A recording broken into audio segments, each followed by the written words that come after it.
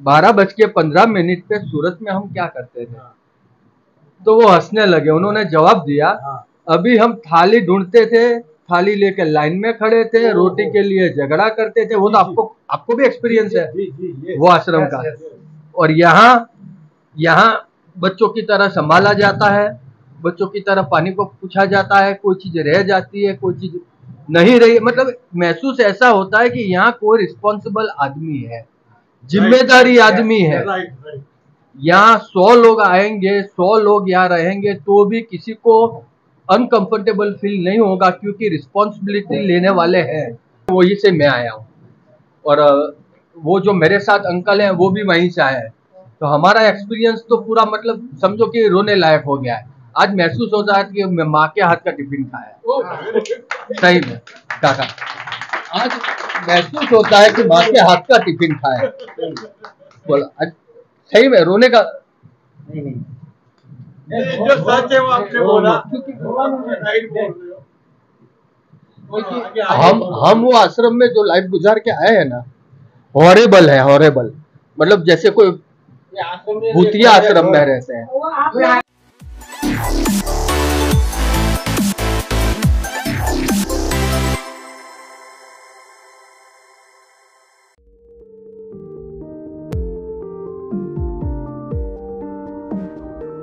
નમસ્કાર દર્શક મિત્રો, ભાવેશ ધ વ્લોગ અને સેવા શક્તિ યુટ્યુબ ચેનલમાં તમારું હાર્દિક સ્વાગત છે। આજે હું આવ્યો છું ભારતની અંદર આ વસ્તુ હોવી તો ના જોઈએ, પણ તે છતાં આ વસ્તુ છે। આજે હું આવ્યો છું વૃદ્ધાશ્રમમાં, જે મા બાપનું ઘર તરીકે મારી પાછળ તમને બોર્ડ દેખાતું હશે।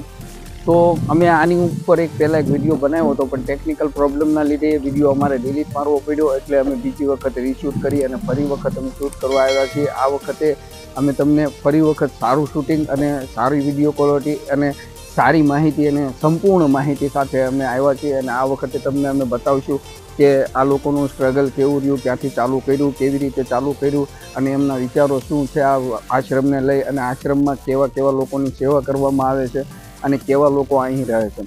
મુખ્ય ઉદ્દેશ્ય આશ્રમનો એ છે કે અહીં કોઈ પણ જેમની આગળ પાછળ નથી એવા લોકોને લાવવામાં આવે છે કે જેમની આગળ પાછળ કોઈ હોતા નથી, ના દીકરા, ના કોઈ પરિવાર કે ના કોઈ કુટુંબ। એ લોકો અને એ વૃદ્ધોને અહીંયા લાવી અને એમને છૂટથી રહેવામાં અને એ લોકોને જેવી રીતે એમની ઈચ્છા થાય એવી રીતે રાખવામાં આવે છે અને એ લોકોની સેવા કરવામાં આવે છે।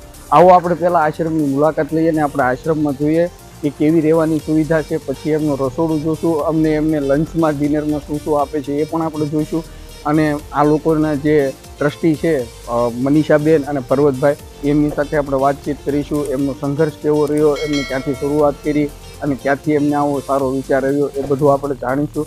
તો વિડીયોમાં બન્યા રહેજો અને વિડીયોને લાઇક શેર કરવાનું ભૂલતા નહીં। તમારા એક લાઇક શેર કરવાથી આ વિડીયો કોઈ જરૂરતમંદ લોકો સુધી પહોંચશે અને એમને અહીંની જાણકારી મળશે, તો એમને અહીં આવવું હોય તો એમને આવી શકશે। તો આપણે અહીંનું એડ્રેસ અને અહીંની લોકેશન, અહીંનો કોન્ટેક્ટ નંબર બધું હું તમને વિડીયોમાં જણાવીશ। વિડીયોમાં બન્યા રહેજો। આવો આપણે અહીંથી પહેલાં જોઈએ આશ્રમમાં શું શું સુવિધા છે અને કેટલા વૃદ્ધો છે।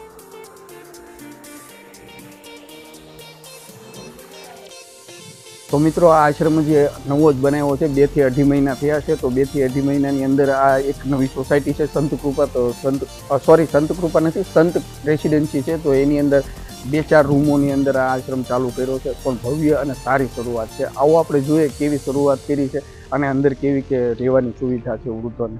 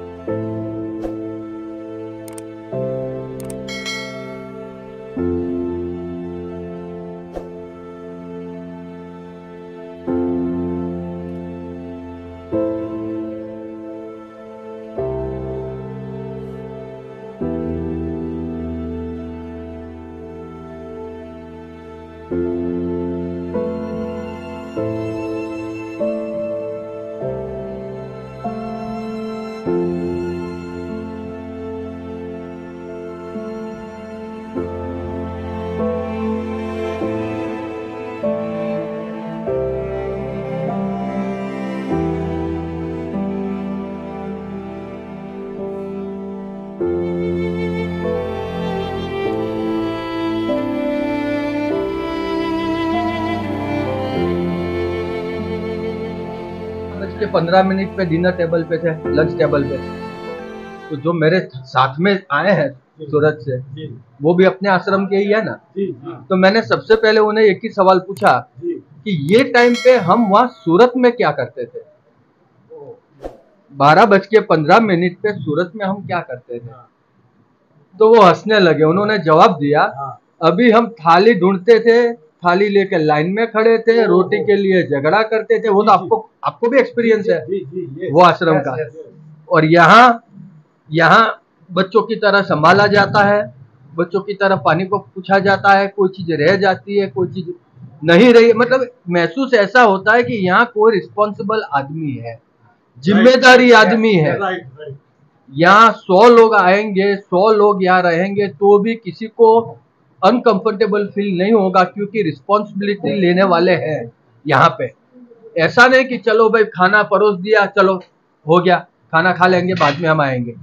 एक एक रोटी का पूछा जाता है, नमक का पूछा जाता है, प्याज का पूछा जाता है। तो इतना केयर करने वाले यहाँ पे मैंने पहली बार देखे। मैं भी 1 साल से आश्रम में भटक रहा हूँ, लेकिन इतना केयर करने वाले पहली बार मैंने यहाँ देखे। एक रोटी का भी पूछते हैं। बाकी कहीं जहां मेरा एक्सपीरियंस है, वहां तो खाने के टाइम लड़ना ही होता है, थाली ढूंढो, लाइन में खड़े रहो, भेजामारी करो रोटी के लिए। और यहाँ पूरा विपरीत, यहाँ मना करना पड़ता है कि बस अब रोटी नहीं। ये मेरा खुद का एक्सपीरियंस है। और अंकल जो आश्रम से आए हैं वही से मैं आया हूँ, और वो जो मेरे साथ अंकल हैं वो भी वहीं से आए हैं। तो हमारा एक्सपीरियंस तो पूरा मतलब समझो कि रोने लायक हो गया है। आज महसूस होता है कि मैं माँ के हाथ का टिफिन खाया। सही में काका, आज महसूस होता है कि माँ के हाथ का टिफिन खाया। बोला सही में रोने का नहीं। जो सच है वो आपने बोला, हम वो आश्रम में जो लाइफ गुजार के आए हैं ना, हॉरेबल है, हॉरेबल। मतलब जैसे कोई भूतिया आश्रम में रहते हैं। हाँ, आज महसूस होता है कि आज अपने माँ के घर और माँ का हाथ का खाना खा रहा है। बाकी ये महसूस करके मैंने क्या बनाया,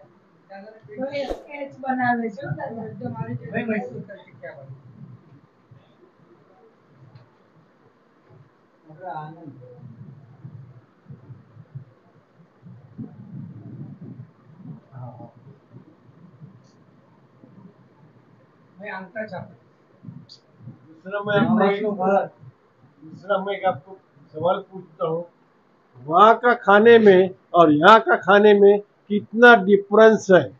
यही मैं बताया ना कि माँ के घर का खाना यहाँ खाया आज मैं। बाकी वहां पे कभी आश्रम के अंदर तो हमने कभी थाली खाई ही नहीं है, रोड पे ही खाते थे, क्योंकि अपने को कहाँ कभी अंदर मिला। हमारा बॉम्बे मार्केट में तो हमको अंदर मिलता ही नहीं था, कंपाउंड में खाना मिलता था, कंपाउंड में लड़के खाना खाते थे। तो यही आज तक करते गए। और आज स्पेशल मैं देर तक रुका खाने के लिए, क्योंकि मैं जब ये आया, भाई जी से मिले, ये भाई साहब मिले, आप मिले, और मैं जानबूझ के खाने के लिए ही रुका, क्योंकि मुझे पता था कि आज यहाँ मम्मी के जैसे खाना मिलेगा। ये कैसा आपको मालूम? क्योंकि यहाँ जब मैं स्टार्टिंग में आया, आपके साथ फोन पे बात हुआ ज्यादातर तो आश्रम के बारे में। फिर जब हम ढूंढते यहाँ आए, फिर स्टाफ, ये भाई लोगों से मिले, सब स्टाफ वालों से मिले। भाई साहब नहीं थे, मैडम नहीं थे, उनका इंतजार किया, बैठे मैडम के साथ, भाई के साथ। तभी महसूस हो गया कि यहाँ जिम्मेदारी वाला कोई है, बस उतना। पूछने वाला कोई है कि आपने खाना खाया, आपको एक रोटी कम पड़ी, आप क्यों नहीं खाए, रोटी क्यों नहीं खाई, पूछने वाला है। इसलिए मैंने अंकल को बोला था कि हम यहाँ खाना खा के ही जाए। तो अभी जो आपके दोस्त है वो बहुत जगह के बारे में, बिल्डिंग के बारे में, कंस्ट्रक्शन के बारे में बहुत उनको एक्सपीरियंस है। हाँ। तो उनको आप क्या कहना चाहोगे? अब उनको तो मैं कहूंगा कि जितना मैं देखो, उनका तो बिजनेस ही है ये। मैं उनको कहूंगा और मतलब प्रेशर भी करूंगा कि कुछ ना कुछ बेनिफिट आश्रम को जल्द से जल्द हो। जब बैठेंगे, क्या क्या प्रॉब्लम्स है, प्रॉब्लम्स के बारे में तो अभी हमें पता नहीं है। आएंगे बैठेंगे तब मैं उन्हें कहूंगा कि भी जल्द से जल्द सबसे पहले ये जो छोटे छोटे प्रॉब्लम्स है उसको सॉल्व कर दो आश्रम के, और उनकी कैपेसिटी है सॉल्व करने की, वो कर लेंगे। और मेरे को उन्हें आश्वासन दिया है हाँ कि मधुकर जी, ये आश्रम में आके मेरे को इतनी शांति मिली, और मेरे को ये आप जो रहते हैं वो एक कुटुंब और एक घर ऐसे परिवार में रहते हैं, तो ये देख के मुझे बहुत खुशी आ गई कि मेरे को आनंद आश्रम मेरे आंख में से आ रहे हैं। कि वहाँ आश्रम मैंने 2 बरस रहा, लेकिन ऐसा कभी मुझे महसूस नहीं हो गया, लेकिन यहाँ मेरे आंखों में से आनंद आंसू जो बोलते वो आए। मैं भी आज इस वजह से मैं बोले मैडम जी हमारी नहीं आई है, आपको रुकना पड़ेगा। बोले रुकेगा नहीं, हम मिलके ही जाएंगे। तो बाद में उन्हें मुझे आश्वासन दिया कि मैडम जी को जगह का जो प्रॉब्लम है वो मैं सॉल्व करूँगा, और ऊपर से ये भी आश्वासन दिएगा 1 लाख 2 लाख 3 लाख जो कुछ लगेगा वो पैसे की जिम्मेदारी मैं लिया और मैं करूंगा, वो करेंगे वो और वो मैं खाली 2-3 लाख बोला, लेकिन उससे ज्यादा जो होने का मेरे दिल में है वो मैं कर लूंगा। मैडम से मेरी बात हो गई है, और मैडम का जो स्वभाव है वो आश्रम चलाने के लिए 100% गोल्ड जो बोलता है वो गोल्डन है, गोल्डन। जैसे वो ये परिवार को संभालने के लिए ही बने हो। हाँ। ये भाई साहब और वो मैडम जैसे परिवार को संभालने के लिए बने हो, वो सारे गुण उनमें है। मैं तो ज्यादा समय रुका नहीं, सुबह आए अब तक बराबर, लेकिन इनमें ये स्टाफ जो बच्चे लोग हैं, परिवार को संभालने के लिए जो गुण चाहिए, माँ बाप को संभालने के लिए, छोटे भाइयों को संभालने के लिए जो गुण चाहिए, सब गुण उनमें है, कोई चीज की कमी नहीं है। इतने टाइम में मैंने महसूस कर लिया। और खाना खाया, खाने के टाइम पे तो फिर समझो बात ही खत्म हो गई, क्योंकि वो तो जो हम जंगल में से आए हैं ऐसा ही समझ लो, और यहाँ हमको कहाँ पे बिठा दिया, 5 स्टार होटल पे बिठा दिया। तो अब जंगल वाला को कैसा महसूस होगा 5 स्टार होटल में, हमको ये महसूस हुआ है। क्योंकि बस अब मुझे कुछ ज्यादा कहना नहीं है। और देखो साहब जी, ये तो खाली 4 घंटे का आपको मालूम पड़े 4 घंटे में, लेकिन हम लोग ने अभी 1 महीना 4 दिन हो गया मेरे को, तो मेरे को कोई अभी बोलेगा ना कि हमारे आश्रम में आओ तो मैं नहीं जाऊंगा, कोई मतलब ही नहीं है। इतना एक प्रेम यहाँ बैठ गया है। और आपका जो दोस्त है उन्हें में बोला कि ये मेरा भी घर करके मैं रहूंगा, और ये आश्रम के लिए जो कुछ करना है, पेमेंट के बारे में, पैसे के बारे में, जगह के बारे में, और उनकी कुछ गवर्नमेंट में कुछ जान पहचान, वो सब अभी मेरा काम, ऐसा मुझे आश्वासन दिया। तो उसके बारे में क्या तो મિત્રો આ વાતચીત હતી જે લોકો અહીંયા નવા આવ્યા છે અને જે લોકો આજે જે એડમિશન લઈને અહીંયા આવ્યા છે એ લોકોની વાતચીત હતી। આપણે વાતચીતને વિડીયોના દ્વારા એટલા માટે રિલીઝ કરવામાં ઈચ્છે છે કે આશ્રમની અંદર કોઈ પણ નિયમ કાયદા કાનૂન નથી, અને આશ્રમની અંદર જે ગરીબોને સંભાળવામાં અને આ વૃદ્ધોને જે સાર સંભાળ આપવામાં આવે છે એ એકદમ ઘર જેવી સાર સંભાળ આપવામાં આવે છે, અને એમની પાસે કોઈ પણ કન્ડિશન, કોઈ પણ શરત કે કોઈ પણ નિયમ નથી હોતા। અહીંયા એ લોકોને ઘર જેવો અનુભવ થાય છે, એટલા માટે અમે આ વાતચીત તમારી સાથે લઈને આવ્યા, અને આ વાતચીતને વિડીયોમાં બતાવવાનો અર્થ એટલો જ હતો કે જે નવા અહીંયા આવ્યા છે, જેમનો અનુભવ આજનો છે એ અનુભવ તમારી સાથે શેર કરી શકીએ, અને આ લોકો કેવી રીતે સેવા કરે છે એ સેવા તમને બતાવી શકીએ એ માટે। તો હવે આપણે આગળ જઈએ અને આમના સ્ટાફને જે મળવાની વાત મેં કરી હતી, હવે એમને સ્ટાફને આપણે મળીએ અને જોઈએ કે આ લોકોએ બધું જમણવાર કેવું સરસ બતાવ્યું છે, અને ત્યાંથી કેવી સાફ સફાઈ પાછી કરી નાખવામાં આવી છે, અને બધું વ્યવસ્થિત રીતે સંપૂર્ણ સાફ સફાઈ છે, અને જમવામાં શું શું છે હવે અમારે લોકોને પણ જમવાનું બાકી છે, તો આપણે આગળ જોઈએ કે જમવામાં શું શું આવે। તો હવે મિત્રો આપણે આશ્રમના રસોડામાં આવી ગયા છીએ, અને ત્યાં લોકો કામ કરે છે, અને જે લોકો કામ કરે એમની સાથે પણ આપણે છેલ્લે મુલાકાત કરીશું, અને હવે તમે રસોડાના દર્શન કરો અને રસોડું જુઓ।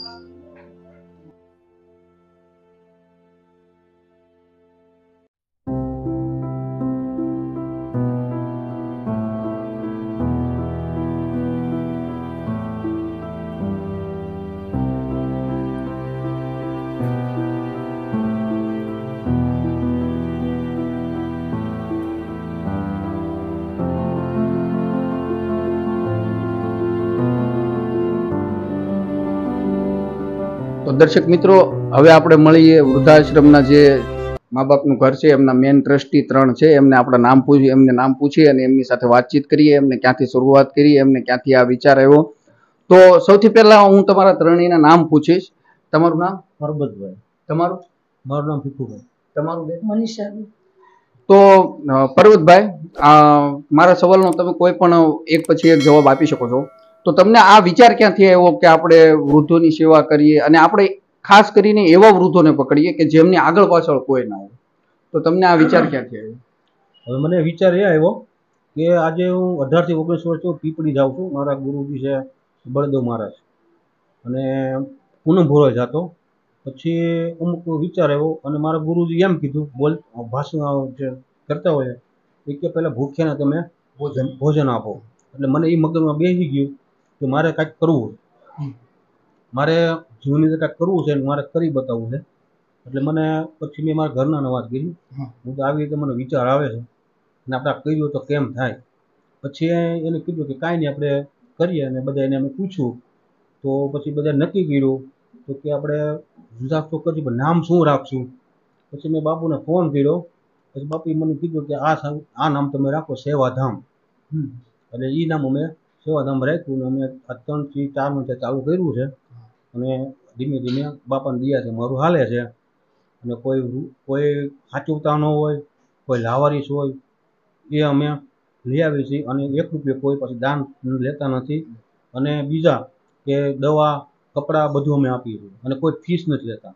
અને ફૂલ સુવિધા આપીએ છીએ, જમવા, રહેવા માટે, ખાવા પીવા માટે, નાવા ધોવા, ગરમ પાણી નવરાવવાનું સવારમાં, એ અમે કરીએ છીએ.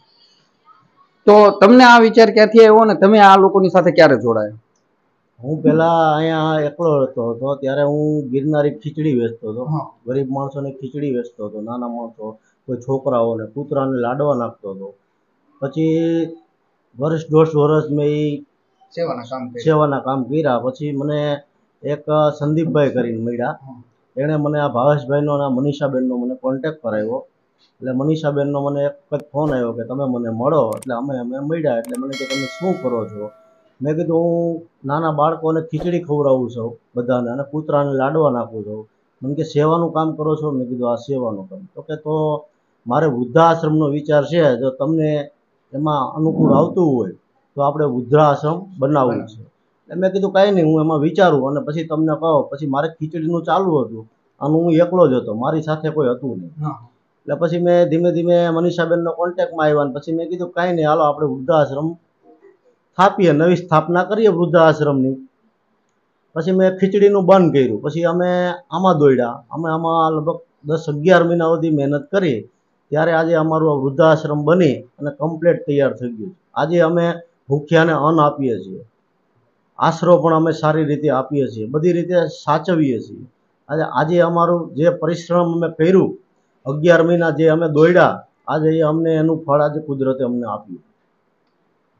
તો પર્વતભાઈ, દરેક વસ્તુની શરૂઆત તો શૂન્યથી જ થતી હોય છે. તમે જે શૂન્યથી શરૂઆત કરી અને ભાવેશભાઈ અથવા મનીષાબેને તમારો સાથ આપ્યો, ખૂબ જ સારી વાત છે. તો મનીષાબેન, હું તમને અહીં પૂછીશ કે તમે અત્યારે હાલના આ લોકોની સાથે જોડાઈને તમે પતિ પત્ની બંનેને તમને કેવો અનુભવ થાય છે અને લોકોનો રિસ્પોન્સ કેવો છે?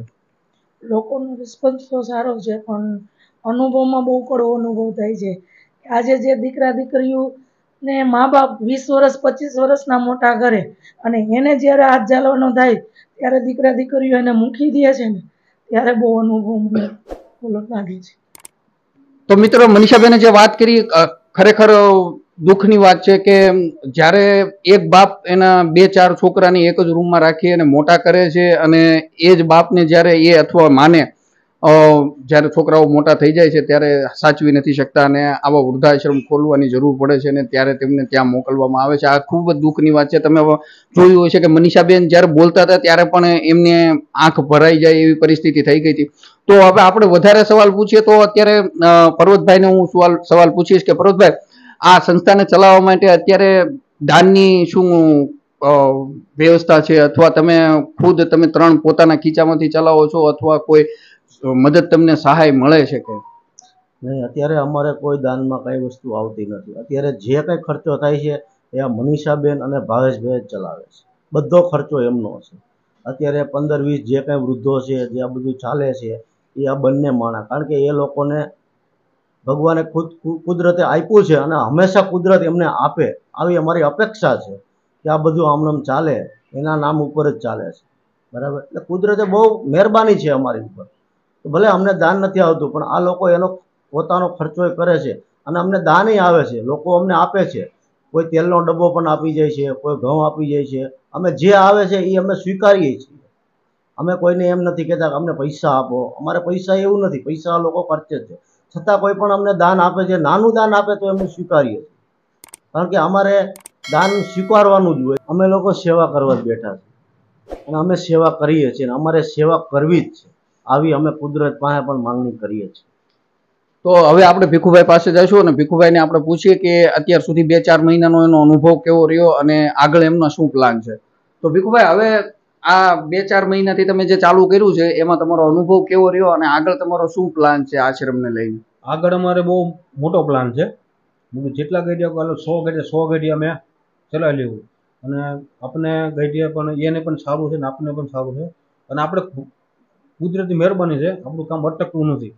ગમે ત્યાંથી કાંઈ ને કાંઈ મારું કામ થઈ જાય છે. એટલે અમે કોઈ 50, 60, 100 જે 500 જેટલા હોય એટલે અમારે સેવા જ કરવી છે અને આવે તો અમારે કાંઈ ના નથી પાડવી. એટલે ગમે એ પણ દઈ જાય, કોઈ પણ દઈ જાય, લાવારીસ હોય કે કોઈ રખડતો હોય તો અમે કીધું તમે ફોન કરો, અમે લઈ જશો, અમે લઈ આવીશ. આવી અમારી ઈચ્છા છે. તો મિત્રો, આ સંસ્થાને તમે દાન કરવા માંગતા હોય તો આ બાજુમાં તમને QRS કોડ દેખાતો હોય છે, ત્યાંથી તમે દાન કરી શકો છો. અને હવે આપણે પર્વતભાઈ અને ભીખુભાઈને પૂછીએ કે અહીંનું એડ્રેસ શું છે અને પછી હું તમને આ લોકોને જે જમવાની સુવિધા છે તેમના તમને સીન અને બધું બતાવીને આપણે આપણો વિડીયો સંપૂર્ણપણે જેટલી જલ્દી બને એટલી જલ્દી આપણે પૂર્ણ કરવાની કોશિશ કરીશું. તો ભીખુભાઈ, અહીંનું એડ્રેસ શું છે? અહીંનું એડ્રેસ સંત રેસિડેન્સી, ઘનસાડ રોડ, દેવરાત ગામની બાજુમાં સંત રેસિડેન્સી. તો મિત્રો, આ કામરેજની અંદર દેરોદ ગામ છે, દેરોદ ગામની બાજુમાં છે અને હું તમને બોર્ડ પણ બતાવી દઈશ. બોર્ડમાં પણ એડ્રેસ લખેલું છે અને હું તમને આખી ઓફિસનો સીન આપી દઈશ અને જે મારો ફર્સ્ટ સીન છે તેમાં પણ તમને બોર્ડ દેખાતું હોય છે, તેમાં પણ એડ્રેસ છે.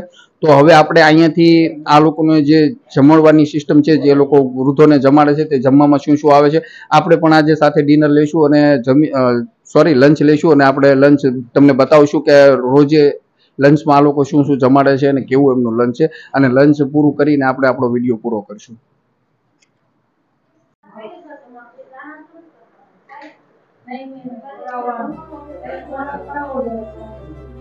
દાદા, જય શ્રી કૃષ્ણ. આજે તમે અહીંયા આવ્યા છો તો આ બધું જોઈને તમને કેમ લાગે છે? આનંદ થાય છે ને? કોઈ જાતનો કઈ પ્રોબ્લેમ આ તે કઈ એવું નથી ને? સારું લાગે છે ને? બહુ જમવાનું બેસ્ટ છે ને? એકદમ બરાબર. Thank you. અમે આશ્રમમાંથી જ આવીએ છીએ. હાજી. હા હા. પણ આજ અહીંયા પરિવાર જેવું લાગે. હા હા, બરાબર બરાબર. જાણે કે આપણા પરિવારો બેહીને આપણે એક પરિવારની ઘોડે જ રહેવાનું છે ને, આપણો પરિવાર જ છે આ.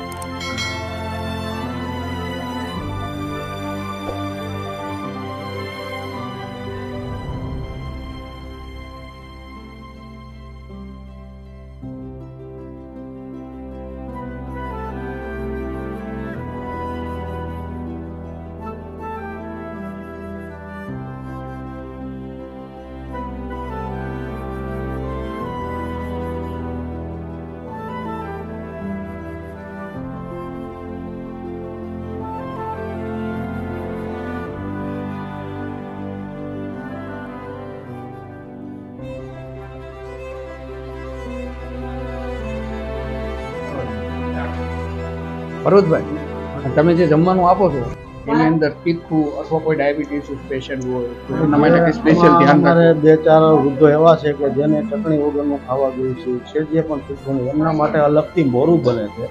બાકી બધાને મીડિયમ જ આપે, કોઈ તીખું નહીં, બધાને. જેને 2-4 દાદા અમારે એવા છે કે જે ચટણી કે મરચું ખાતા જ નથી, એમના માટે સ્પેશિયલ મોરું બનાવ્યું છે.